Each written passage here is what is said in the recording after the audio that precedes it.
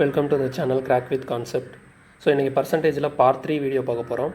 இதில் என்னென்னா concept of price, expenditure, consumption. ஓகேங்களா, ப்ரைஸ், கன்சம்ஷன், எக்ஸ்பெண்டிச்சர் இதை பேஸ் பண்ணி வரக்கூடிய பர்சன்டேஜ் ப்ராப்ளம்ஸ் எல்லாம் இந்த வீடியோவில் பார்த்துடலாம். ஸோ நம்ம பேசிக்லேருந்து பர்சன்டேஜ் பார்த்துட்ருக்கோம். ஆல்ரெடி மொதல் 2 வீடியோ பார்க்காதவங்க அதை பார்த்துட்டு இந்த வீடியோ பாருங்கள். அப்போ தான் உங்களுக்கு வந்து அந்த கண்டினியூட்டி கிடைக்கும். ஓகேங்களா, ஏன்னா நான் இதில் யூஸ் பண்ணுற மெத்தட் எல்லாமே ஆல்ரெடி ப்ரீவியஸ் வீடியோவில் சொல்லியிருக்கிறேன். ஸோ நான் டேரெக்டாக கொஷின்குள்ளே போய்ட்றேன். ஸோ இந்த கொஷின் பார்க்குறதுக்கு முன்னாடி நம்ம தெரிஞ்சிக்க வேண்டியது, இதில் பார்க்கக்கூடிய கொஷின்ஸ் எல்லாமே இது 3 டேர்மை பேஸ் பண்ணி தான் இருக்குன்னு சொல்லியிருக்கிறேன். ப்ரைஸு, கன்சம்ஷன் அண்ட் எக்ஸ்பெண்டிச்சர்னு சொல்லிட்டு இது 3க்கு என்ன ரிலேஷன் அப்படின்னு சொல்லிட்டு நமக்கு தெரியணும். ஃபர்ஸ்ட் ஆஃப் ஆல் ப்ரைஸ் அப்படிங்கிறது நம்ம வாங்கக்கூடிய ஒவ்வொரு பொருளுக்கும் ஒரு வேல்யூ இருக்கும் இல்லையா, அந்த வேல்யூவை தான் நம்ம ப்ரைஸ் அப்படின்னு சொல்கிறோம். கன்சம்ஷன் அப்படிங்கிறது குவான்டிட்டின்னு கூட சொல்லலாம். கன்சம்ஷனுங்கிறது குவான்டிட்டி. ஓகேங்களா, எவ்வளோ நம்ம யூஸ் பண்ண போகிறோம், எவ்வளோ நம்ம வாங்குகிறோம் அப்படிங்கிறத நம்மளோட கன்சம்ஷன்.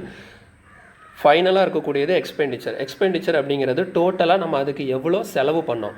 ஓகேங்களா, எவ்வளோ நம்ம அந்த பொருளுக்காக நம்ம செலவு பண்ணோமோ அதை தான் நம்ம எக்ஸ்பெண்டிச்சர்னு சொல்கிறோம். இதை நம்ம சிம்பிளாக சொல்லணும் அப்படின்னா, ஃபார் எக்ஸாம்பிள் ஒரு கடைக்கு போயிட்டு ஷர்ட் வாங்க போகிறீங்க அப்படின்னா, ஒரு ஷர்ட்டு 700 rupees விற்கிறாங்க அப்படின்னா அதுதான் ப்ரைஸ்.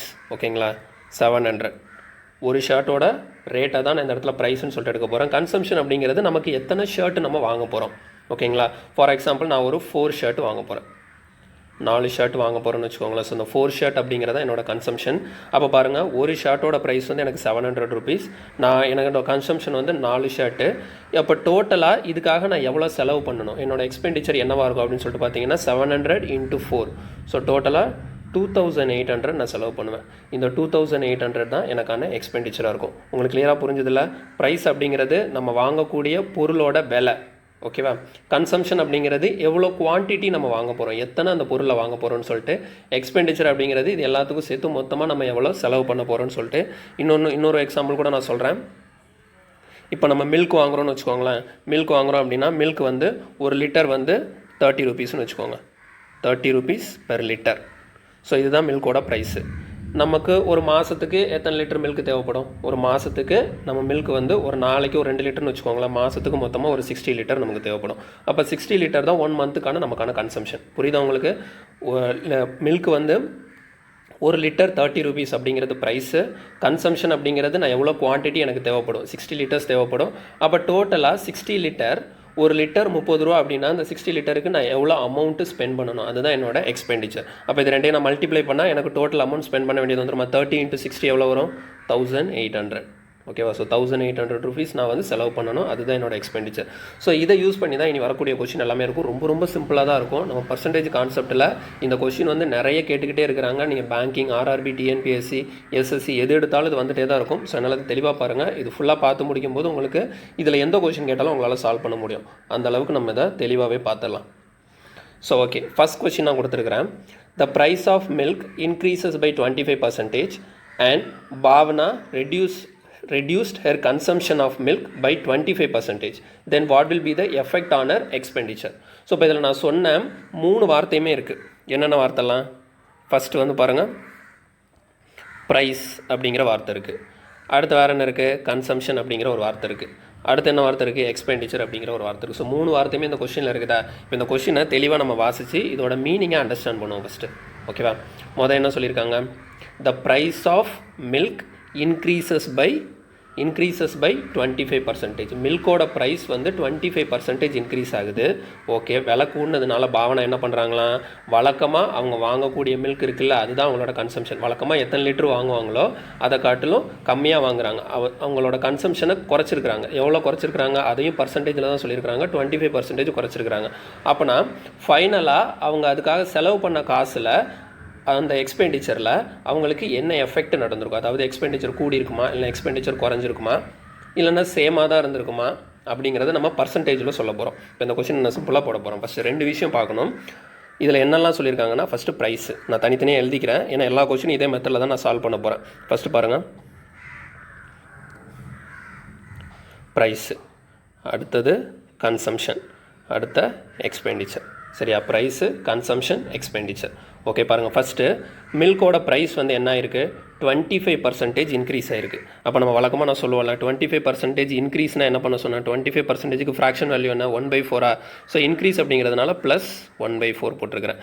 அப்போ 4ங்கிறது ஒரிஜினல் வேல்யூ. அப்போ என்னோட ஃபைனல் வேல்யூ என்ன இருக்கும், 4 + 1 5ன்னு இருக்கும். கிளியரா? அப்போது இந்த இடத்துல ப்ரைஸ் வந்து என்ன ஆகுது அப்படின்னா 4 ரூபீஸ்னு இருந்தது 5 ரூபீஸ் ஆகிடுச்சு. ஓகேங்களா? அதுதான் 25% இன்க்ரீஸ் ஆகிருக்குதுன்னு அதுக்கு அதான் அர்த்தம். 25%க்கான ஃப்ராக்ஷன் வேல்யூ 1/4 இன்க்ரீஸ் அப்படிங்கிறதுனால ப்ளஸ் 1/4 போட்டிருக்கேன். அப்போ 4ன்னு இருந்தது 4 + 1 5ஆக மாறிடுச்சு. அதாவது 4 ரூபா இருந்த விலை இப்போ 5 ரூபா ஆயிடுச்சுன்னு கணக்கு. ஓகேவா? இப்போ நெக்ஸ்ட் என்ன சொல்லியிருக்காங்க பாருங்கள், reduced her consumption of milk 25%. இப்போ வந்து கன்சம்ஷன் என்ன பண்ணுறாங்கன்னா 25% குறைக்கிறாங்களாம். அப்போ அதுக்கும் ஃப்ராக்ஷன் வேல்யூ 1/4 தான் இங்கே குறைக்கிறாங்க அப்படிங்கிறதுனால -1/4. ஓகேவா? அப்போ கன்சம்ஷன் என்ன ஆகுது, 4ன்னு இருந்தது இப்போ என்ன ஆகிடுச்சு, 1 குறைஞ்சி 3ன்னு ஆகிடுச்சு. புரியுதா? இன்க்ரீஸ் ஆகும்போது 4 + 1 4 வந்து 5ஆக மாறிச்சு. கன்சம்ஷன் 25% டிக்ரீஸ் ஆகிறதுனால 4 -1 4லேருந்து என்னவா மாறிடுச்சு, 3ஆக மாறிடுச்சு. அப்போ இந்த இடத்துல என்னோட எக்ஸ்பெண்டிச்சரில் என்ன சேஞ்ச் நடந்துச்சுன்னு சொல்லிட்டு கேட்குறாங்க. இப்போ நான் இந்த இடத்துல எக்ஸ்பெண்டிச்சர் கால்குலேட் பண்ணணும். நான் சொன்னால எக்ஸ்பெண்டிச்சர் ஃபஸ்ட்டு ஒரு ஃபார்முலா காட்டினேன். அந்த ஃபார்முலாவில் என்ன இருந்துச்சு, ப்ரைஸையும் கன்சம்ஷனையும் நான் மல்டிப்ளை பண்ண எனக்கு என்ன கிடைக்கும், எக்ஸ்பெண்டிச்சர் கிடைக்கும். அப்போ பாருங்கள், ஃபஸ்ட்டு இனிஷியலாக ப்ரைஸ் வந்து எவ்வளோ இருந்திருக்கு, இனிஷியலாக ப்ரைஸ் வந்து இதுதான். இனிஷியலாக ப்ரைஸ் வந்து 4 இருந்திருக்கு. இனிஷியலாக நம்மளோட கன்சம்ஷன் எவ்வளோ இருந்திருக்கு, ஓகேவா? இனிஷியலாக நம்மளோட கன்சம்ஷன் எவ்வளோ இருந்திருக்கு, 4 இருந்திருக்கு. அப்போ ப்ரைஸ் 4, கன்சம்ஷன் 4. அப்போ டோட்டல் நம்மளோட எக்ஸ்பெண்டிச்சர் என்ன இருந்திருக்குன்னா 16 இருந்திருக்கும். கிளியரா? அதே மாதிரி பாருங்கள், விலை கூடினதுக்கப்புறம் நம்மளோட ப்ரைஸ் வந்து 5 இருந்திருக்கு. அதே மாதிரி கன்சம்ஷன் வந்து எவ்வளோ இருந்திருக்கு, 3 இருந்திருக்கு. அப்போ 5 × 3 15. அப்போது இதுதான் 16 இருந்த கன்சம்ஷன் இப்போ நமக்கு என்ன ஆகிடுச்சு, 15ஆக மாறிடுச்சு. அப்போ கோடி இருக்கா, குறைஞ்சிருக்கு. ஓகேங்களா? ஸோ டிக்ரீஸ் ஆகிருக்கு. இப்போ எவ்வளோ டிக்ரீஸ் ஆகிருக்குன்னு நம்ம பர்சன்டேஜில் சொல்லணும். இப்போ இந்த இடத்துல பாருங்கள், எனக்கு 16லேருந்து 15ஆக மாறி இருக்கு. அப்போ 16லேருந்து 15ஆக மாறி இருக்குன்னா எவ்வளோ கம்மியாயிருக்கு, 1 கம்மியாயிருக்கு, டிவைடட் பை 1 கம்மியாயிருக்கு, டிவைடட் பை. ஸோ எப்போவுமே டினாமினேட்டரில் போட்டது பேஸ் வேல்யூ தான். 16 தான் எனக்கு 50ஆக கம்மியாயிருக்கு. அப்போ 16ல் இருந்து தான் 15 குறைஞ்சிருக்கு அப்படின்னா டினாமினேட்டரில் நான் 16 தான் போடணும். கிளியரா? ஒரிஜினல் வேல்யூ, ஒரிஜினல் எக்ஸ்பெண்டிச்சர் என்னவோ அதை தானே டினாமினேட்டரில் போடணும். ஸோ இந்த கொஸ்டின் நான் திரும்பவும் சொல்கிறேன். ஃபஸ்ட்டு மில்கோட ப்ரைஸ் வந்து 25% இன்க்ரீஸ் ஆனதுனால 4லேருந்து 5ஆக மாறி இருக்குது. அடுத்த கன்சம்ஷன் வந்து எனக்கு 25% டிக்ரீஸ் ஆனதுனால 4லேருந்து 3ஆக மாறி இருக்குது. இப்போ எக்ஸ்பெண்டிச்சர் கால்குலேட் பண்ண போகிறோம். பழைய எக்ஸ்பெண்டிச்சர், இப்போ புது எக்ஸ்பெண்டிச்சர். பழைய எக்ஸ்பெண்டிச்சர் 4 × 4 16. புது எக்ஸ்பெண்டிச்சர் வந்து 5 × 3 15. ஓகேங்களா? ஸோ 16லேருந்து 15 என்னோட எக்ஸ்பெண்டிச்சர் என்ன இருக்குது, கம்மியாக இருக்குது. எவ்வளோ கம்மியாக இருக்குது, 1 யூனிட் கம்மியாக இருக்குது. ஸோ 1/, அப்போது ப்ரீவியஸாக எங்கேருந்து கம்மியாக இருக்குது, 16லேருந்து 1 யூனிட் கம்மியாக இருக்குங்கிறதுனால டினாமினேட்டரில் 16, டினாமினேட்டரில் 15 போட்டு வச்சிடக்கூடாது. எங்கேருந்து குறைஞ்சிருக்கு, இல்லைனா கூடுச்சுன்னா எங்கேருந்து கூடுச்சு, அதுதான் நமக்கு டினாமினேட்டர். ஸோ 1/16 இதான் எனக்கு ஆன்சர். ஆக்சுவலாக 1/16ங்கிறது ஃப்ராக்ஷனில் இருக்குது. 1/16ங்கிறது ஃப்ராக்ஷனில் இருக்குது. இல்லை இன்னொரு விஷயம் தெரிஞ்சுக்கோங்க, இன்க்ரீஸாக டிக்ரீஸ் அதை பார்க்கணும். 16லேருந்து 15 வந்து குறைய தானே செஞ்சுருக்கு. ஸோ என்னால் மைனஸ் போட்டுக்கிறேன் இடத்துல. -1/16 -1/16னா டிக்ரீஸ் ஆகிருக்குன்னு அர்த்தம். ஸோ 1/16க்கான ஃப்ராக்ஷன் வேல்யூ நம்ம ஆல்ரெடி படிச்சிருக்கிறோம், 6.25%. ஸோ இப்போ இந்த கொஸ்டினுக்கு ஆன்சர் வந்து ஆப்ஷன் சி, டிக்ரீசஸ் பை 6.25%. இது நீங்கள் தெளிவாக புரிஞ்சுக்கிட்டீங்க அப்படின்னா வரக்கூடிய கொஸ்டின் எல்லாம் டக்குன்னு சால்வ் பண்ணிட்டு போயிடலாம். ஓகேங்களா? ஸோ நெக்ஸ்ட் கொஸ்டின் போகலாமா? ஓகே, இந்த கொஸ்டின் பாருங்கள். இது வந்து பர்சன்டேஜில் கொடுக்கல, சேம் கொஸ்டின் தான். பட் ஆனால் கொஞ்சம் அப்படி வேல்யூ மாற்றி கொடுத்துருப்பாங்க. இல்லை என்ன சொல்லியிருக்காங்க பாருங்கள், price of rice increased from 3 per kg to 4 per kg. அதாவது ரைஸோட விலை வந்து 3 ரூபீஸ்லேருந்து 4 ரூபீஸாக இன்க்ரீஸ் ஆகிடுச்சான். அப்போ நான் இந்த இடத்துல என்ன பண்ணுறேன், ஃபஸ்ட்டு ப்ரைஸ் ஃபஸ்ட்டு எவ்வளோ இருந்திருக்கு, 3 ரூபீஸ் இருந்திருக்கு. இப்போ எவ்வளோ ஆகிடுச்சு, 4 ரூபீஸ் ஆகிடுச்சு. அடுத்து என்ன சொல்லியிருக்கிறாங்க, but there is no change in எக்ஸ்பெண்டிச்சரில் எந்த சேஞ்சுமே இல்லை. அப்போனா பழைய எக்ஸ்பெண்டிச்சர் தான் இப்போவும் இருக்குது. அப்போ எக்ஸ்பெண்டிச்சர் மாறவே இல்லை. விலை கூடினாலும் எனக்கு என்ன ஆகலை, எக்ஸ்பெண்டிச்சர் மாறலை. இப்போ இந்த இடத்துல கொஸ்டின் என்ன கேட்குறாங்க, find the effect on consumption of rice. அப்போ இந்த இடத்துல பாருங்கள், எப்போவுமே ஒரே மாதிரி தான் எழுதணும். இந்த இடத்துல நான் கன்சம்ஷன் கொடுக்கல, ஆனால் எக்ஸ்பெண்டிச்சர் என்ன சொல்லிட்டாங்க, சேமாக இருக்கான். அதாவது இந்த இடத்துல எவ்வளோ இருந்துச்சோ அதே தான் இங்கேயும் இருக்குதான். சரி, இந்த இடத்துல எக்ஸ்பெண்டிச்சர் எவ்வளோ நான் தெரில, ஆனால் என்ன இருக்குது, சேமாக இருக்குதுன்னு சொல்லிட்டாங்க. அப்போ இந்த மாதிரி எக்ஸ்பெண்டிச்சர் சேமாக இருக்குது அப்படின்னா கன்சம்ஷன் எப்படி இருந்திருக்குன்னு சொல்லிட்டு போகிறதுக்கு நான் தெளிவாக ஒன்று சொல்கிறேன் பாருங்கள். ப்ரைஸ் வந்து எனக்கு என்ன இருக்குது, 3லேருந்து 4ஆக மாறி இருக்கா, ப்ரைஸ் வந்து 3லேருந்து 4ஆக மாறி இருக்குது. எக்ஸ்பெண்டிச்சர் சேமாக இருக்குன்னு சொல்லியிருக்காங்களா. அப்போ நீங்கள் கன்சம்ஷன் என்ன பண்ணணும் அப்படின்னா, இங்கே 3லேருந்து 4 வந்திருக்கு அப்படின்னா நீங்கள் டேரெக்டாக என்ன எழுதிக்கலாம், இதை வந்து 4 3ன்னு எழுதிக்கலாம். ஓகேங்களா. இது எப்போது எக்ஸ்பெண்டிச்சர் சேமுன்னு சொன்னாங்கன்னா, இந்த பாயிண்ட்டை தெளிவாக ஞாபகம் வச்சுக்கணும். எக்ஸ்பெண்டிச்சர் சேமுன்னு சொன்னாங்கன்னா ப்ரைஸ் எனக்கு 3லேருந்து 4 மாறுதுன்னா கன்சம்ஷன் 4 × 3. இப்போ ஒன்றும் இல்லை, இப்போ எக்ஸ்பெண்டிச்சர் கால்குலேட் பண்ணுங்கள். 3 × 4 என்ன வரும்? 12. 4 × 3 என்ன வரும்? 12. ஸோ எக்ஸ்பெண்டிச்சர் சேமாக வருதா? இந்த மாதிரி வேல்யூ மாற்றி போட்டு நான் எக்ஸ்பெண்டிச்சர் கால்குலேட் பண்ணால் எனக்கு சேமாக வரும். அதனால தான் என்ன பண்ணுறேன், இங்கே 3 அங்கே 4னா அப்படியே நான் இன்டர்சேஞ்ச் பண்ணி போட்டுக்குவேன். அப்போ என்னோட பழைய கன்சம்ஷன் 4 இருந்திருக்கும், புது கன்சம்ஷன் 3 இருந்திருக்கும். அப்போது இப்போ இந்த இடத்துல இதைத்தான் நான் கால்குலேட் பண்ணேன். இதை மட்டும் தான் பார்க்கணும். நான் கொஸ்டின் என்ன கேட்டிருக்காங்க பாருங்கள், find the effect on consumption கேட்டிருக்கேன். அப்போ கன்சம்ஷன் எனக்கு என்ன இருக்குது, 4லேருந்து 3 மாறி இருக்குது. அப்போ 4லேருந்து 3 மாறி இருக்குன்னா இன்க்ரீஸ் ஆயிருக்கா டிக்ரீஸ் ஆயிருக்கா? டிக்ரீஸ் ஆயிருக்கு. ஸோ மைனஸ் எவ்வளோ டிக்ரீஸ் ஆயிருக்கு? 1 டிவைடட் பை டினாமினேட்டரில் என்ன எழுத சொன்னேன், எங்கேருந்து இன்க்ரீஸ் ஆகுது இல்லை எங்கேருந்து டிக்ரீஸ் ஆகுது? எங்கேருந்து டிக்ரீஸ் ஆச்சு? 4லேருந்து டிக்ரீஸ் ஆச்சு. ஸோ அந்த ஒரிஜினல் வேல்யூ என்னவோ அதுதான் போகணும். ஸோ -1/4 தான் இதுக்கான ஆன்சர். ஸோ மைனஸ்னால் டிக்ரீஸை மென்ஷன் பண்ணும். 1/4 1/4க்கான பர்சன்டேஜ் வேல்யூ என்ன? 1/4க்கான பர்சன்டேஜ் வேல்யூ என்ன? 25%. ஸோ இந்த கொஸ்டினுக்கான ஆன்சர் வந்து 25%. சாரி, இந்த கொஸ்டினுக்கான ஆன்சர் வந்து 25% டிக்ரீஸ். கிளியரா? ஸோ ஆன்சர் போடும்போது தெளிவாக போடணும். அந்த வார்த்தையில் நெருக்கி இருக்கிறதுனால எனக்கு தப்பாக பண்ணிட்டேன். ஓகேங்களா. ஸோ 25% என்ன ஆகுது? டிக்ரீஸ் ஆகுது. இந்த கொஸ்டின் புரிஞ்சுதா என்ன பண்ணியிருக்கேன்னு சொல்லிட்டு? ஸோ எக்ஸ்பெண்டிச்சர் சேமுன்னு சொன்னாங்க, ப்ரைஸ் வந்து 3லேருந்து 4 இன்க்ரீஸ் ஆகுதான். அப்போ கன்சம்ஷன் என்ன ஆகும்னு கேட்குறாங்க. ஸோ இந்த மாதிரி எக்ஸ்பெண்டிச்சர் சேமுன்னு சொல்லும்போது எனக்கு ப்ரைஸ்க்குள்ளதை அப்படியே இன்டர்சேஞ்ச் பண்ணி போட்டுக்கிட்டால் அதுதான் எனக்கான கன்சம்ஷனாக இருக்கும். நெக்ஸ்ட் கொஸ்டின் போகலாம். ஸோ இந்த கொஸ்டின் பாருங்கள், consumption of wheat increase by 20% and expenditure increase by 50%. What will be the effect on price? So okay, இப்போ இந்த கொஷின் வந்து அதே மாதிரி நான் எழுதிக்கிறேன்னா, இதில் 3மே இருக்குது. என்னெல்லாம் இருக்குது? ஃபஸ்ட்டு ப்ரைஸு, அடுத்த கன்சம்ஷன், அடுத்த எக்ஸ்பெண்டிச்சர். ஓகே, ஃபஸ்ட்டு ப்ரைஸ் வந்து என்ன ஆகுது பாருங்கள். ப்ரைஸ் வந்து கன்சம்ஷன் கொடுத்துருக்குறாங்க, ப்ரைஸ் தான் கேட்டிருக்கிறாங்க. என்னென்ன கொடுத்துருக்குறாங்களோ எழுதிட வேண்டியதான். ஃபஸ்ட்டு கன்சம்ஷன் ஆஃப் வீட் தான் இன்க்ரீஸ் பை 20% தான். அப்போது இன்க்ரீஸ்னால் ப்ளஸ்ஸு, 20%னா 1/5 20%னா 1/5. அப்போ கன்சம்ஷன் வந்து 20% இன்க்ரீஸ் ஆகுதுன்னா ப்ளஸ் 1/5. அப்போ 5ன்னு இருந்தது எனக்கு என்னென்ன ஆகிடும்? 6ன்னு ஆகிடும். கரெக்டாக எழுதணும். கன்சம்ஷனுக்கு நேராக எழுதணும், மாற்றி எழுதிடக்கூடாது. அடுத்த எக்ஸ்பெண்டிச்சர் கொடுத்துருக்குறாங்க. எக்ஸ்பெண்டிச்சர் என்ன இருக்குது பாருங்கள். எக்ஸ்பெண்டிச்சர் என்ன இருக்குது? Expenditure increases by 50%. அதுவும் இன்க்ரீஸ் தானா? ஸோ ப்ளஸ்ஸு 50%னா என்ன? 50%னா ஃப்ராக்ஷன் வேல்யூ வந்து 1/2. அப்போ எனக்கு என்ன இருக்குது? 2லேருந்து 3 மாறி இருக்குது. எது? எக்ஸ்பெண்டிச்சர். லாஸ்ட் கொஸ்டினில் எக்ஸ்பெண்டிச்சர் சேம் மாறலான்னு சொன்னாங்க. ஸோ அதனால் நான் மாற்றி போட்டேன். இந்த இடத்துல எக்ஸ்பெண்டிச்சர் மாறி இருக்குது. எப்படி மாறி இருக்குது? 50% இன்க்ரீஸ் ஆகிருக்கிறதுனால 50%னா ப்ளஸ் 1/2. அப்போ எக்ஸ்பெண்டிச்சர் 2ன்னு இருந்தது 3 மாறிடுச்சு. ஓகேவா? இப்போ ஒன்றும் இல்லை, இப்போ ப்ரைஸில் எனக்கு என்ன வரும்னு தெரில. ஓகேங்களா. ஸோ ப்ரைஸில் எனக்கு என்ன வரும்னு தெரில. இப்போ நான் ப்ரைஸ் எப்படி எழுத போகிறேன்னா, இப்போ இந்த 2 இடத்துல 2 வேல்யூ எழுதணும். இந்த 2 வேல்யூ எப்படி எழுதணும்? இங்கே 6 இருக்குது. ஃபஸ்ட்டு ஒன்று மட்டும் பாருங்கள். ஃபஸ்ட்டு ஒன்றில் ப்ரைஸில் எதுவும் இல்லை, கன்சம்ஷன் 5 இருக்குது, ஆனால் எக்ஸ்பெண்டிச்சர் 2 இருக்குது. எக்ஸ்பெண்டிச்சருங்கிறது என்னது? ப்ரைஸையும் கன்சம்ஷனையும் மல்டிப்ளை பண்ணி தான் எது வந்திருக்கும்? இந்த எக்ஸ்பெண்டிச்சர் வந்திருக்கும். கரெக்டாக? அப்போ நான் ப்ரைஸ் இருக்கிற இடத்துல என்ன வேல்யூ போட்டால், எந்த வேல்யூ போட்டால் அதை நான் 5ஓட மல்டிப்ளை பண்ணும்போது எனக்கு 2 வரும்னு சொல்லிட்டு பார்க்கணும். ஓகேங்களா. ப்ரைஸ் இருக்கிற இடத்துல என்ன வேல்யூ போட்டால் நான் 5ஆல் மல்டிப்ளை பண்ணும்போது எனக்கு 2 வரும்னு சொல்லிட்டு பார்க்கணும். ஸோ இதெல்லாமே ப்ராக்டிஸ் தான். இப்போ பாருங்கள், நான் போடுறேன் பாருங்கள். சிம்பிள் தான். 2/5. கிளியரா? ப்ரைஸ் இருக்கிற இடத்துல 2/5 போட்டேன் அப்படின்னா 2/5ஐயும் நான் 5ஐயும் மல்டிப்ளை பண்ண எனக்கு 2 கிடைக்குமா? கிளியரா? 2/5ஐயும் 5ஐயும் மல்டிப்ளை பண்ண எனக்கு 2 கிடைக்கும். அவ்வளோதானே? ஓகே, நெக்ஸ்ட்டு அதே மாதிரி ரெண்டாவது, இப்போ எனக்கு எந்த நம்பரை 6ஆல் மல்டிப்ளை பண்ண எனக்கு 3 வரும்? ஓகேங்களா. எந்த நம்பரை நான் 6ஆல் மல்டிப்ளை பண்ணால் 3 வரும்னு சொல்லிட்டு பார்க்கணும். ஸோ 1/2 நான் 6ஆல் மல்டிப்ளை பண்ணால் எனக்கு 3 வரும். அப்போ ஆக்சுவலாக முடிஞ்சிருச்சு. அப்போ என்னோடய ப்ரைஸ் வந்து என்ன ஆயிருக்கு? 2/5லேருந்து 1/2 மாறி இருக்குது. அப்போ இதுக்கு முன்னாடி இருந்த கொஸ்டின்லாம் எனக்கு டேரெக்டாக ஹோல் நம்பர் இருந்துச்சு, பார்த்தோன்னே தெரியும் இன்க்ரீஸாக டிக்ரீஸாக, எவ்வளோ கம்மி கூடன்னு சொல்லிட்டு பர்சன்டேஜ் போட்டு கால்குலேட் பண்ணோம். அப்போ இந்த இடத்துல ஃப்ராக்ஷன் இருக்குது. அப்போ இந்த மாதிரி ஃப்ராக்ஷன் வரும்போது என்ன பண்ணுறது? ஸோ கொஸ்டின் வந்து ஃப்ராக்ஷன் வந்துச்சுன்னா கஷ்டமானு கேட்டிங்கன்னா அதெல்லாம் ஒன்றும் கஷ்டமே கிடையாது, ரொம்ப சிம்பிள் தான். நான் சால்வ் பண்ணி காட்டுறேன். இப்போ எனக்கு ப்ரைஸ் வந்து என்ன ஆயிருக்கு? கூடியிருக்கா குறைஞ்சிருக்கா, எத்தனை பர்சன்டேஜ்னு சொல்லிட்டு நான் கால்குலேட் பண்ணோம். எப்படி பண்ணுறேன்னு சொல்லிட்டு பாருங்கள்.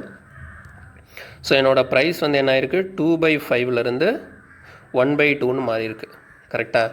இப்போ இதில் எனக்கு கரெக்டாக ஹோல் நம்பராக மாற்றுறதுக்காக என்ன பண்ண போகிறேன்? இதை அப்படியே கிராஸ் மல்டிப்ளை பண்ண போகிறேன். ஓகேவா? இங்கே பாருங்கள், இதை கொண்டு இங்கேயும் இதை கொண்டு இங்கேயும் மல்டிப்ளை பண்ணுவோமா?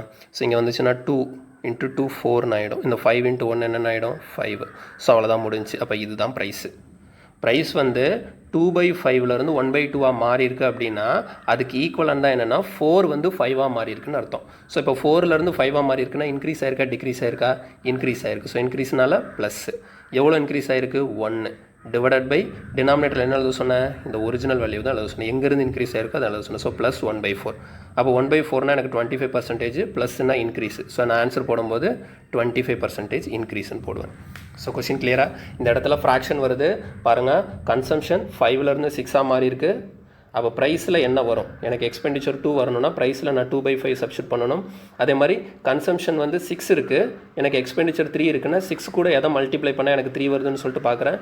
ஸோ 1/2 நான் 6ஓட மல்டிப்ளை பண்ணால் எனக்கு 3 வரும். கிளியராக புரியுதா உங்களுக்கு? அப்போ எனக்கு 2/5ன்னு இருந்தது 1/2 மாறி இருக்குது. இப்போ 2/5 1/2 எனக்கு கால்குலேட் பண்ணுறது பார்க்குறது கஷ்டமாக தெரியும். ஆனால் ஒன்று மேலே அப்படியே கிராஸ் மல்டிப்ளை பண்ணிவிடுங்க. அப்போ எனக்கு 4 வந்து 5 மாறி இருக்குன்னு சொல்லிட்டு வந்துடும்.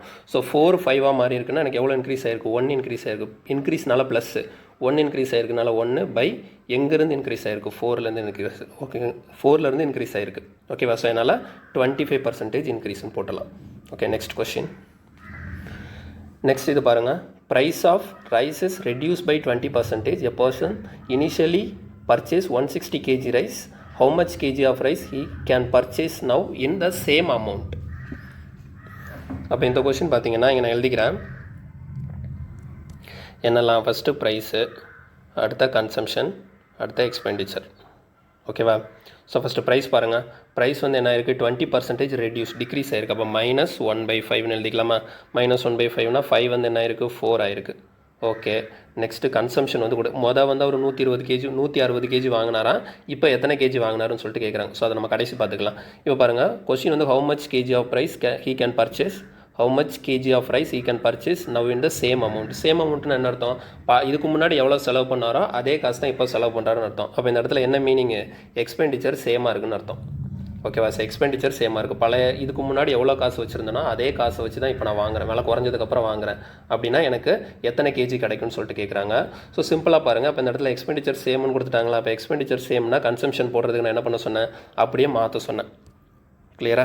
அப்போது என்னோடய பழைய கன்சம்ஷன் 4 இருந்திருக்கும், புது கன்சம்ஷன் 5 இருந்திருக்கும். இப்போ பாருங்கள், 5 × 4னா 20 வரும், 4 × 5னா 20 வரும். சேம் ஆயிடுச்சா? ஓகே, கிளியர், சேம் ஆயிடுச்சு. அப்போ என்னோட கன்சம்ஷன் என்ன இருக்குது? 4ன்னு இருந்தது 5ன்னு மாறி இருக்குது. இப்போ இந்த இடத்துல எனக்கு அது கேட்கல.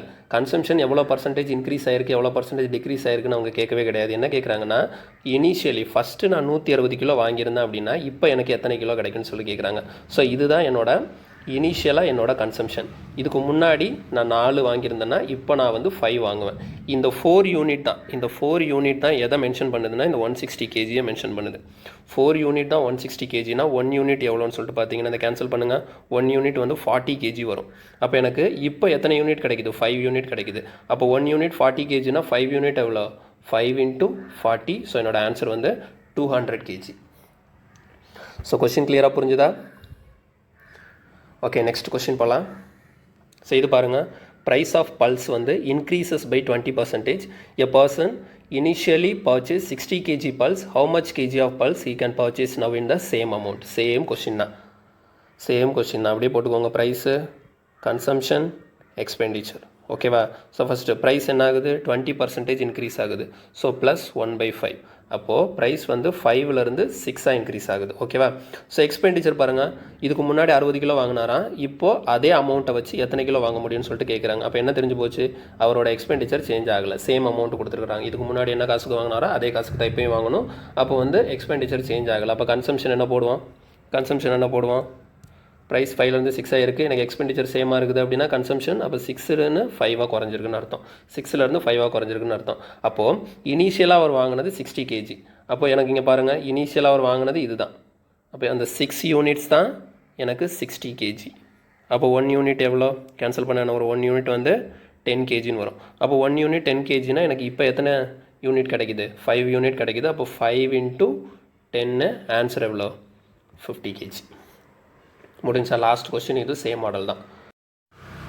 இந்த கொஸ்டின் பாருங்கள். இது வந்து ரொம்ப ரொம்ப இம்பார்ட்டண்டான மாடலு. இது அடிக்கடி கேட்பாங்க. இந்த மாதிரி கொஸ்டின் வந்து நீங்கள் நிறைய எக்ஸாம்ஸில் பார்க்கலாம். when the price of sugar decreased by 10%, a man could buy 1 kg more sugar for rupees 270, then the original price of sugar per kg is. Okay, original price அப்படின்னு கேட்குறாங்க. ஆக்சுவலாக என்ன நான் சொல்கிறேன் ஃபஸ்ட்டு, இந்த கொஷினுக்கு அர்த்தம் என்ன அப்படின்னா, சுகர் வந்து அதோட விலை 10% டிக்ரீஸ் ஆகுது. ஓகேங்களா, 10% டிக்ரீஸ் ஆகிறதுனால இப்போ என் கையில் 270 ருபீஸ் இருக்குது. இந்த 270 ருபீஸை வச்சு நான் சுகர் வாங்க போகிறேன். அப்போ நான் சுகர் வாங்க போகும்போது விலை குறையிறதுக்கு முன்னாடி, ஓகேங்களா, விலை குறையிறதுக்கு முன்னாடி என்னால் 270 ருபீஸை வச்சு எவ்வளோ கேஜி ஆஃப் சுகர் வாங்க முடிஞ்சிருக்குமோ அதை விட 1 கேஜி எக்ஸ்ட்ரா எனக்கு கிடைக்கும். எதனால் எனக்கு 1 கேஜி எக்ஸ்ட்ரா கிடைக்குது அப்படின்னா, இந்த 10% சுகரோட விலை குறைஞ்சதுனால. கிளியரா? உங்களுக்கு புரியுதா? 270 ருபீஸ்க்கு விலை குறையிறதுக்கு முன்னாடி எனக்கு எத்தனை கேஜி சுகர் கிடைக்குமோ அதை விட 1 கேஜி அதிகமாக கிடைக்கும். விலை குறைஞ்சதுக்கப்புறம் நான் போய்ட்டு சுகர் வாங்கினேன் அப்படின்னா எனக்கு எவ்வளோ பர்சன்டேஜ் டிக்ரீஸ் ஆகிருக்கு இந்த இடத்துல? சுகரோட ப்ரைஸ் வந்து 10% டிக்ரீஸ் ஆகிருக்கு. ஸோ நாங்கள் எழுதுகிறேன் பாருங்கள். ஃபஸ்ட்டு வந்து ப்ரைஸ், ஓகேவா? அடுத்த நெக்ஸ்ட்டு கன்சம்ஷன், அடுத்த எக்ஸ்பெண்டிச்சர். ஓகே, ஃபஸ்ட்டு வந்து ப்ரைஸ் வந்து என்ன இருக்குது? 10% டிக்ரீஸ் ஆகிருக்கு. ஸோ 10%னா 1/10, டிக்ரீஸ்னால் -1/10. அப்போ 10ன்னு இருந்தது 9ன்னு மாறிடுச்சு. ஓகேங்களா, ப்ரைஸ் வந்து 10ன்னு இருந்தது 9ன்னு மாறிடுச்சு. அட் த சேம் டைம் வந்து இவ விலை குறைஞ்சதுக்கப்புறமும் சரி, விலை குறையிறதுக்கு முன்னாடியும் சரி, நான் 270 ருபீஸை வச்சு தான் நான் வாங்க போகிறேன். அப்போ என்னோடய எக்ஸ்பெண்டிச்சர் அப்படிங்கிறது 270 ருபீஸ் தான். அப்போலேருந்து என்னென்னா, இந்த இடத்துல எக்ஸ்பெண்டிச்சர் நான் 270 எழுதுன அவசியம் இல்லை. ஒரு பாயிண்ட்டை மட்டும் ஞாபகம் வச்சுக்கோங்க, என்னோடய எக்ஸ்பெண்டிச்சர் இந்த ரெண்டு பக்கமும் சேமாக இருக்குது. அதுதான் பாயிண்ட். ஓகேங்களா, ஸோ என்னோடய எக்ஸ்பெண்டிச்சர் விலை குறையிறதுக்கு முன்னாடி 270 ருபீஸ் தான், விலை குறைஞ்சதுக்கப்புறமும் 270 ருபீஸ் தான். ஸோ அப்போ எல்லாம் எக்ஸ்பெண்டிச்சர் மாறலை, எக்ஸ்பெண்டிச்சர் சேமாக இருக்குது. விலை நார்மலாக இருக்கும்போதும் குறைஞ்சதுக்கப்புறம். ஓகேங்களா, அப்போ எக்ஸ்பெண்டிச்சர் சேமாக இருக்குது அப்படின்னா நம்மளோட கன்சம்ஷன் என்ன பண்ணுவோம்? அப்படியே இன்டர்சேஞ்ச் பண்ணுவோம். அப்போ என்னோடய கன்சம்ஷன் வந்து ஃபஸ்ட்டு வந்து 10 இருந்திருக்கும். இப்போ என்னோடய கன்சம்ஷன் வந்து ஃபஸ்ட்டு வந்து 9 இருந்திருக்கும். இப்போ எவ்வளோ இருந்திருக்கும்? 10 இருந்திருக்கும். என்னோடய கன்சம்ஷன் ஃபஸ்ட்டு 9 இருந்திருக்கும், இப்போ 10 இருந்திருக்கும். அப்போ பாருங்கள், இந்த கொஸ்டினில் என்ன சொல்லியிருக்கிறாங்கன்னா, a man could buy 1 KG மோர்னு சொல்லியிருக்கிறாங்க. அப்போ பழைய கன்சம்ஷனை விட இப்போ இருக்கக்கூடிய கன்சம்ஷன் வந்து 1 கேஜி எக்ஸ்ட்ரா இருக்குன்னு சொல்லியிருக்கிறாங்க. அப்போ எனக்கு இங்கே இந்த இடத்துல 9, 10ன்னு இருக்குது. ஸோ 9லேருந்து 10 எவ்வளோ யூனிட்ஸ் அதிகமாக இருக்குது? 1 யூனிட் அதிகமாக இருக்கா? அப்போ அந்த 1 யூனிட் வேல்யூ தான் எனக்கு 1 கேஜி. 1 யூனிட் வேல்யூ தான் எனக்கு 1 கேஜி. அப்போது விலை குறையிறதுக்கு முன்னாடி ஒரிஜினல் ப்ரைஸாக இருக்கும்போது நான் 9 யூனிட்ஸ் வாங்கியிருக்கேன். அப்போ எனக்கு 9 யூனிட்ஸ் அப்படிங்கிறது 9 கேஜியாக இருக்கும். ஓகேவா, 9 யூனிட்ஸ் அப்படிங்கிறது 9 கேஜி. விலை குறைஞ்சதுக்கப்புறம் எனக்கு எத்தனை கேஜி கிடச்சிருக்கும்? 10 யூனிட்ஸ்னால் 10 கேஜி கிடச்சிருக்கும். கிளியரா? இப்போ கொஷின் வந்து சிம்பிள் தான். விலை குறையிறதுக்கு முன்னாடி எனக்கு 9 கேஜி கிடச்சிருக்கும், விலை குறைஞ்சதுக்கப்புறம் 1 கேஜி எக்ஸ்ட்ரா 10 கேஜி கிடச்சிருக்கும். இப்போ இந்த இடத்துல கொஷின் என்ன கேட்குறாங்கன்னா, ஒரிஜினல் ப்ரைஸ் என்னன்னு சொல்லிட்டு கேட்குறாங்க. ஸோ ஒரிஜினல் ப்ரைஸ் மீனிங் என்ன அப்படின்னா, என்கிட்ட இருந்த அமௌண்ட்டு டோட்டலாக 270 ருபீஸ் தான். என்கிட்ட இருந்த அமௌண்ட்டு 270 ருபீஸ் தான். அப்போ ஒரிஜினல்னால் விலை குறையிறதுக்கு முன்னாடி எனக்கு எத்தனை கேஜி என்னால் வாங்க முடிஞ்சது? 9 கேஜி வாங்க முடிஞ்சது. அப்போது 270 ரூபாய்க்கு நான் 9 கிலோ வாங்குகிறேன் அப்படின்னா 1 கிலோவோட விலை எவ்வளோ? So 270 by 9. So answer is 30 rupees. So இதுக்கான ஆன்சர் வந்து 30 ருபீஸ். ஓகேவா? இப்போ இதில் ரெண்டு விதமாக கொஸ்டின் கேட்கலாம். இதில் வந்து ஒரிஜினல் ப்ரைஸ் கேட்டதுனால 270 ருபீஸ் என்கிட்ட இருக்குது. ஒரிஜினல்னால் விலை குறையிறதுக்கு முன்னாடி எனக்கு எத்தனை கிலோ கிடச்சிது? 9 கேஜி கிடச்சிது. அதனால் 270 by 9. அப்போ எனக்கு வந்து 1 கேஜி 30 ருபீஸ்க்கு நான் வாங்கியிருப்பேன். இப்போ விலை குறைஞ்சதுக்கப்புறம் அதோட நியூ ப்ரைஸ் என்னவாக இருக்குன்னு சொல்லிட்டு கேட்டாங்க அப்படின்னா, இங்கே பாருங்கள், விலை குறைஞ்சதுக்கப்புறம் எனக்கு எத்தனை கேஜி கிடச்சிருக்கு? 10 கேஜி கிடச்சிருக்கு. இப்போவும் எவ்வளோ அமௌண்ட்டை வச்சு தான் நான் வாங்க போகிறேன்? 270 ருபீஸ் வச்சு தான் வாங்க போகிறோம். அப்போ 270 ருபீஸை வச்சு நான் 10 கேஜி வாங்குறேன் அப்படின்னா 270 divided by 10. ஒரு கேஜியோட ரேட் எவ்வளோ? 27 ருபீஸ். 1 கேஜியோட ரேட் எவ்வளோ? 27 ருபீஸ். கிளியரா? அப்போது ஒரிஜினல் ப்ரைஸ் அப்படின்னா 30 ருபீஸ், விலை குறைஞ்சதுக்கப்புறம் நியூ ப்ரைஸ் அப்படின்னா 27 ருபீஸ். இதில் வந்து ஒரிஜினல் ப்ரைஸ் கேட்டதுனால எனக்கு ஆன்சர் வந்து நான் 30 ருபீஸ் போடுவேன். ஓகே, நெக்ஸ்ட் கொஸ்டின் போகலாமா? ஸோ இது சேம் மாடல் தான் பாருங்கள். ப்ரைஸ் ஆஃப் ரைஸ் வந்து என்ன இருக்குது? Decrease by 20%. Okay, first price என்ன இருக்குது? 20% டிக்ரீஸ் ஆகிருக்கு. ஸோ -1/5. அப்போ 5ன்னு இருந்தது 4ன்னு ஆகிடுச்சு. ஓகே, கன்சம்ஷன் என்னன்னு தெரியாது. பட் ஆனால் இந்த இடத்துல பாருங்கள், இதிலே அதே மாதிரி தான் இருக்கும் question. A man can buy 2 kg more rice for ₹360. Find the original and present price of rice per kg. அப்போ இந்த இடத்துல 360 ரூபா வச்சுருக்காரு கையில். விலை குறையிறதுக்கு முன்னாடி அவருக்கு எவ்வளோ கிலோ ரைஸ் கிடச்சிதோ அதை விட விலை குறைஞ்சதுக்கப்புறம் 2 kg எக்ஸ்ட்ரா கிடைக்குதுன்னு சொல்கிறாங்க. அப்போ இந்த இடத்துலையும் எக்ஸ்பெண்டிச்சர் சேம் தான். விலை குறையிறதுக்கு முன்னாடி 360 ருபீஸ் தான், விலை குறைஞ்சதுக்கப்புறமும் 360 ருபீஸ் தான் அவர் கையில் இருக்குது. அதனால் எக்ஸ்பெண்டிச்சர் சேம். அப்போ நம்ம கன்சம்ஷன் என்ன பண்ணுவோம்? ப்ரைஸ் வந்து 54ன்னு இருக்குன்னா கன்சம்ஷன் வந்து 45. ஓகேவா? கன்சம்ஷன் வந்து 45. அப்போ பாருங்கள், கன்சம்ஷன் வந்து 4 யூனிட்லேருந்து 5 யூனிட்டாக இன்க்ரீஸ் ஆகிருக்கு. ஸோ அப்போ எனக்கு எத்தனை யூனிட் இன்க்ரீஸ் ஆயிருக்கு? 1 யூனிட் இன்க்ரீஸ் ஆயிருக்கு. அப்போது அந்த 1 யூனிட்டோட வேல்யூ தான் எனக்கு 2 kg. கொஸ்டினில் இங்கே சொல்லியிருக்காங்கல்ல 2 kg மோர்னு. அப்போ 1 யூனிட் தான் எனக்கு 2 kg அப்படின்னா எனக்கு இதில் என்ன கேட்குறாங்க? ஒரிஜினல் ப்ரைஸும் கேட்குறாங்க, ப்ரெசென்ட் ப்ரைஸும் கேட்குறாங்க. அப்போ ஒரிஜினலாக எனக்கு எத்தனை கேஜி கிடச்சிருக்குன்னு சொல்லிட்டு பார்க்குறதுக்கு நான் 4 யூனிட்ஸ் எவ்வளோன்னு சொல்லிட்டு பார்க்கணும். 1 யூனிட் 2 kgனா 4 யூனிட்ஸ் எவ்வளோ? அப்போ ஃபஸ்ட்டு இனிஷியலாக அவருக்கு 8 kg கிடச்சிருக்கும். ஓகேங்களா? இனிஷியலாக அவருக்கு 8 kg கிடச்சிருக்கும். அப்போ நான் 5 யூனிட்ஸ் என்னென்னு பார்த்தா விலை குறைஞ்சதுக்கு அப்புறம் அவருக்கு எத்தனை கேஜி கிடைக்கும்? அப்போ 1 யூனிட் தான் 2 kgனா அப்போ 5 யூனிட்னா எவ்வளோ? 10 kg. அப்போ 8 kg அப்படிங்கிறது விலை குறையிறதுக்கு முன்னாடி அவருக்கு கிடைச்ச குவான்டிட்டி. 10 kg அப்படிங்கிறது விலை குறைஞ்சதுக்கு அப்புறம் அவருக்கு கிடைச்ச குவான்டிட்டி. இப்போ இந்த இடத்துல ஒரிஜினல் ப்ரைஸ் கேட்குறாங்க அப்படின்னா அவர் கையில் எவ்வளோ காசு இருந்துச்சு? 360 rupees வச்சுருந்தார். ஸோ 360 டிவைடட் பை 8ன்னு போடணும் ஒரிஜினல் ப்ரைஸ்க்கு. இதே இது ப்ரெசன்ட் ப்ரைஸ் கேட்டாங்கன்னா இப்போ அவருக்கு 10 kg கிடைக்குதுல்ல, ஸோ அதனால் 360 டிவைடட் பை நான் 10 போடணும். ஸோ இப்போ எனக்கு ஆன்சர் என்ன வரும்? இதை நான் கேன்சல் பண்ணால் 980ன்னா எவ்வளோ வரும்? 4 5 ஓகே 45 and 36. ஓகேவா? 360 டிவைடட் பை 8னா எனக்கு 45, 360 டிவைடட் பை 10னா எனக்கு 36. ஒரிஜினல் ப்ரைஸ் வந்து 45 அண்ட் ப்ரெசன்ட் ப்ரைஸ் வந்து 36. நெக்ஸ்ட் கொஸ்டின் போகலாம். ஸோ ஓகே, இந்த கொஸ்டின் பாருங்கள். ப்ரைஸ் ஆஃப் வீட் வந்து என்ன ஆகுது? Increase by 30%. 30% இன்க்ரீஸ் ஆகுதுனால a person can purchase 6 kg less wheat in rupees 2600. Find old and new price of wheat per kg. அப்போ நான் அதே மாதிரி எழுதுகிறேன். First prize. ஓகேவா? ப்ரைஸ் என்ன ஆகுது? 30% இன்க்ரீஸ்னா ஸோ ப்ளஸ் 30%னா 3/10. அப்போ ப்ரைஸ் 10லேருந்து என்ன ஆகுது? 13 மாறுது. கன்சம்ஷன் தெரியாது. இது அதே கொஷின் தான். எனக்கு 2600 வச்சு நான் வாங்க போகிறேன். விலை கூடுறதுக்கு முன்னாடி எனக்கு எத்தனை கிலோ கிடச்சிதோ அதை காட்டிலும் கூடினதுக்கப்புறம் எனக்கு 6 kg கம்மியாக கிடைக்கும். விலை கூடிச்சதுன்னா எனக்கு கன்சம்ஷன் அந்த குவான்டிட்டி கம்மியாக கிடைக்கும். விலை குறைஞ்சதுன்னா குவான்டிட்டி அதிகமாக கிடைக்கும். இந்த இடத்துல விலை கூடினதுனால எனக்கு 6 kg லெஸ்ஸாக கிடைக்குதுன்னு சொல்லியிருக்காங்க. அப்போ இந்த இடத்துலையும் சேம் அமௌண்ட்டை வச்சு தான் வாங்க போகிறேன். 2600. அப்போ இதில் வந்து எனக்கு அமௌண்ட்டு மாறலை, அந்த எக்ஸ்பெண்டிச்சர் மாறலை. ஸோ என்னால் அப்படியே வச்சுக்கிறேன். சேம் சொல்லிட்டு வச்சுக்கிறேன். அப்போ என்னோட கன்சம்ஷன் எப்படி இருக்கும்? 1310 இருக்கும். கன்சம்ஷன் எப்படி இருக்கும்? 1310 இருக்கும். அப்போ 1310னா எவ்வளோ டிக்ரீஸ் ஆகிருக்கு? 3 யூனிட்ஸ் டிக்ரீஸ் ஆகிருக்கு. அப்போ 3 யூனிட்ஸோட வேல்யூ தான் எனக்கு என்னென்னா கொஷினில் கொடுத்துருக்குற 6 kg. அப்போ 1 யூனிட் எவ்வளோ இருக்கும்? 2 kg. 1 யூனிட் எவ்வளோ? 2 kg. அப்போ விலை குறையிறதுக்கு முன்னாடி அவருக்கு 13 யூனிட்ஸ் கிடச்சிருக்கு அப்படின்னா 1 யூனிட் 2 kgனா இப்போ விலை குறையிறதுக்கு முன்னாடி அவருக்கு 26 kg கிடச்சிருக்கும். விலை கூடுறதுக்கு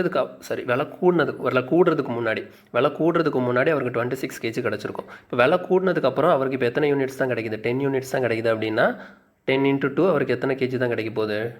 20 kg தான் கிடைக்க போகுது. கிளியராக? விலை கூடுறதுக்கு முன்னாடி அவருக்கு 26 kg கிடச்சிருக்கும். விலை கூடினதுக்கப்புறம் அவருக்கு 20 kg கிடைக்குது. இப்போ இந்த இதில் என்ன கேட்டிருக்காங்க அப்படின்னா find the old and new price. ஓல்டுன்னா அந்த ஒரிஜினல் ப்ரைஸு 26 kg கிடச்சது இல்லையா? அப்போ எவ்வளோ காசு வச்சு 26 kg வாங்கினார்? 2600 வச்சு 20 kg வாங்கியிருக்காரு. அப்போ 2600 வச்சு 20 kg வாங்கியிருக்காங்கன்னா பெர் கேஜி ரேட் எவ்வளோ? 2600 டிவைடட் பை 26.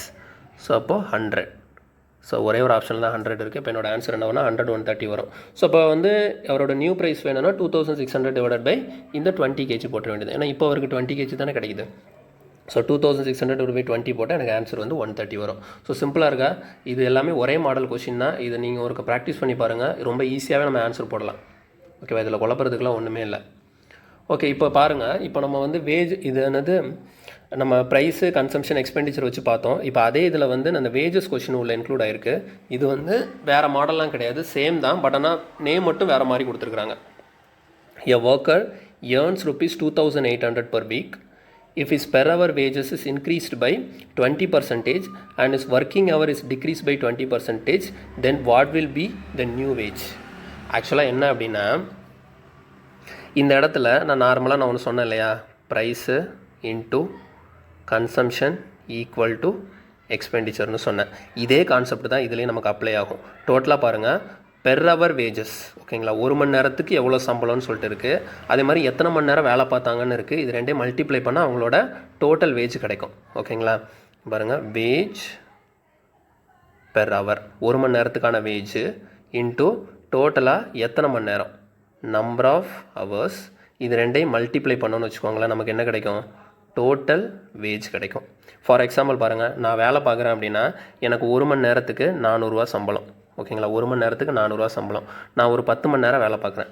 1 மணி நேரத்துக்கு எனக்கு 400 சம்பளம், நான் 10 மணி நேரம் வேலை பார்க்குறேன். அப்போ எனக்கு டோட்டலாக எவ்வளோ சம்பளம் கிடைக்கும்? ஸோ இது ரெண்டையும் மல்டிப்ளை பண்ண எவ்வளோ வரும்? 4000 ருபீஸ் எனக்கான சேலரி.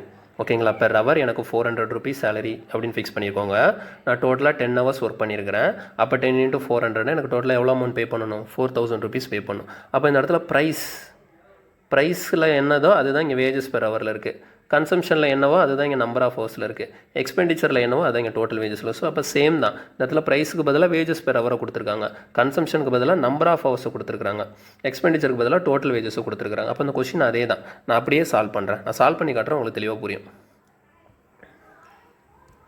இல்லை பாருங்கள், ஃபஸ்ட்டு பெர் ஹவர் வேஜ் வந்து என்ன இருக்குது? 20% இன்க்ரீஸ் ஆகிருக்கு. ஓகேங்களா. ஸோ பெர் ஹவர் வேஜ் வந்து என்ன இருக்குது?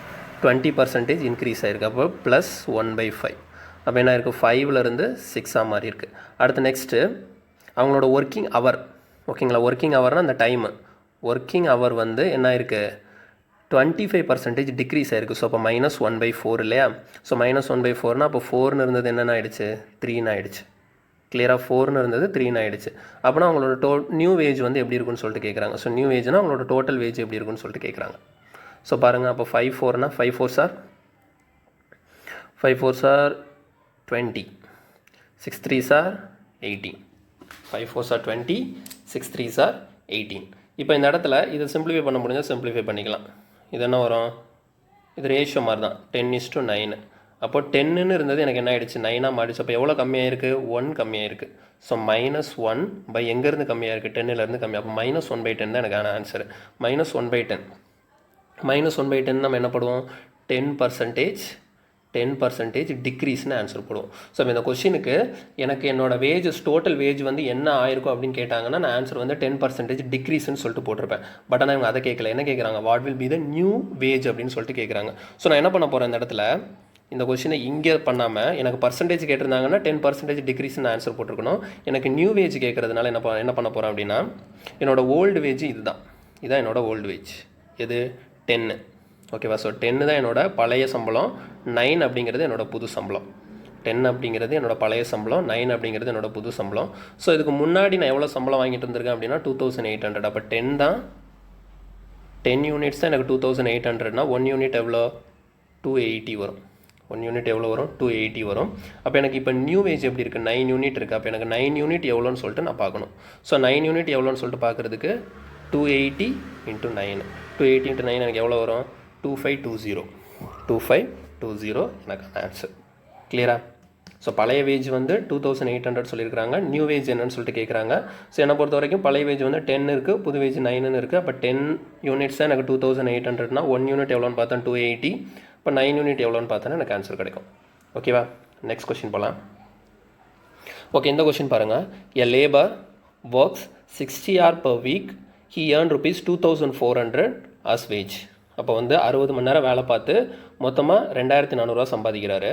If is per hour wage வந்து increases by 40% and duration of work வந்து reduce by 16.2/3%. Find the percentage change in income அப்படின்னு கேட்குறாங்க. So okay, first per hour wage. Per hour wage என்ன ஆகுது? 40% increase ஆகுதா? ஸோ 40%னா 2/5. 40%க்கு ஃப்ராக்ஷன் வேல்யூ அது எப்படி பண்ணுறது? 40/100. 40%னா ஃப்ராக்ஷன் 40/100 கேன்சல் பண்ணிங்கன்னா உங்களுக்கு 2/5 வரும். இன்க்ரீஸ்னால ப்ளஸ் போட்டிருக்கேன். அப்போது 5ல் இருக்கிறது 5 வந்து என்னவா மாறுது? 7ஆக இன்க்ரீஸ் ஆகுது. அதே நேரத்தில் பாருங்கள், டியூரேஷன், நம்பர் ஆஃப் ஹவர்ஸ் என்ன ஆகுது? 16.2/3% ரெடியூஸ் ஆகுது. 16.2/3னா 1/6. ஸோ -1/6னா இப்போ இது என்ன ஆகுது? 6லேருந்து 5ஆக மாறுது. 6லேருந்து 5ஆக மாறுது. அப்போனா அவரோட டோட்டல் வேஜ் என்ன சேஞ்ச் நடக்குன்னு சொல்லிட்டு கேட்குறாங்க. ஸோ இப்போ இது ரெண்டுமே ரேஷியோ மாதிரி தான். அப்போ இந்த 5 என்ன பண்ணிடலாம்? கேன்சல் பண்ணிடலாம். கேன்சல் பண்ணிட்டு எனக்கு என்ன வரும்? 6:7. அப்போ பாருங்கள், 6லேருந்து எனக்கு 7ஆக மாறி இருக்குது. அப்போ 6லேருந்து 7ஆனா இன்க்ரீஸ் ஆயிருக்கு, டிக்ரீஸ் ஆயிருக்கா? இன்க்ரீஸ் ஆயிருக்கு. எவ்வளோ இன்க்ரீஸ் ஆயிருக்கு? 1 இன்க்ரீஸ் ஆயிருக்கு. ஸோ அப்போ ஆன்சர் போடும்போது என்ன பண்ணுவேன்? +1 எங்கேருந்து இன்க்ரீஸ் ஆயிருக்கு? 6லேருந்து இன்க்ரீஸ் ஆகுது. +1/6 தான் எனக்கு ஆன்சர். ஓகேங்களா. ஸோ +1/6னா 1/6னா என்ன? 16.2/3%. ஓகேவா. ஸோ என்னோட ஆன்சர் வந்து 16.2/3% இன்க்ரீஸ். ஸோ சம்டைம்ஸ் என்ன பண்ணுவாங்கன்னா 16 2/3% இன்க்ரீஸும் ஆப்ஷனில் இருக்கும், டிக்ரீஸும் ஆப்ஷனில் இருக்கும். அப்போ நம்ம வந்து இந்த கொஷினுக்கான ஆன்சர் வந்து இன்க்ரீஸ்ன்னு சொல்லிட்டு போடணும். ஓகேவா? இல்லை இன்னொரு விஷயம் தெரிஞ்சுக்கோங்க, மேலே கொடுத்துருக்கிற இந்த 60 ஹவர் பெர் வீக்கையோ இந்த 2400ஐயோ நம்ம இந்த கொஷினில் யூஸ் பண்ணவே இல்லை. லாஸ்ட் கொஷினில் நமக்கு அதை யூஸ் பண்ணுற மாதிரி கேட்டிருந்தாங்க. இந்த கொஷினில் ஜஸ்ட்டு பர்சன்டேஜ் சேஞ்ச் மட்டும் தான் கேட்டிருக்கிறாங்க. அதனால் டேரெக்டாக பர்சன்டேஜோட நான் நிப்பாட்டிட்டேன். ஒருவேளை இதுக்கு முன்னாடி அவர் 2400 வாங்கியிருக்காரு, இப்போ எவ்வளோ சம்பளம் வாங்குறாரு அப்படின்னு கேட்டாங்கன்னா, இதுக்கு முன்னாடி எனக்கு 6 இருக்கா, ஸோ 6 யூனிட்ஸ் தான் எனக்கு 2400னா 1 யூனிட் எவ்வளோன்னு சொல்லிட்டு பார்ப்பேன். அப்போ எனக்கு 1 யூனிட் 400 கிடைக்கும்.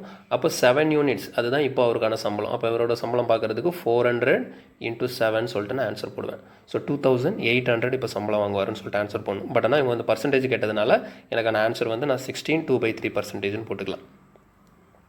கிளியரா? ஸோ அவ்வளோதான். ஸோ இந்த பேஸ் கொஷின் எல்லாமே உங்களுக்கு தெளிவாக புரிஞ்சிருக்கும். நீங்கள் வந்து பொறுமையாக பாருங்கள். ஏதோ ஒரு இடத்துல உங்களுக்கு புரியலை அப்படின்னா கொஞ்சம் பாஸ் பண்ணி ரிவைண்ட் பண்ணி பாருங்கள். மேக்ஸிமம் கன்சம்ஷன் ப்ரைஸ் எக்ஸ்பெண்டிச்சரில் இதுதான் பேசிக்கான கான்செப்ட். உங்களுக்கு இதை தவிர வேறு ஏதாவது கொஷின் கேட்டாலும் இந்த பேசிக் கான்செப்ட் தெரிஞ்சுது அப்படின்னா நீங்கள் ஈஸியாக போடலாம். ஸோ வந்து நம்ம நெக்ஸ்ட் வீடியோவில் நெக்ஸ்ட் கான்செப்ட் பார்க்கலாம். ஓகேவா? தேங்க்யூ.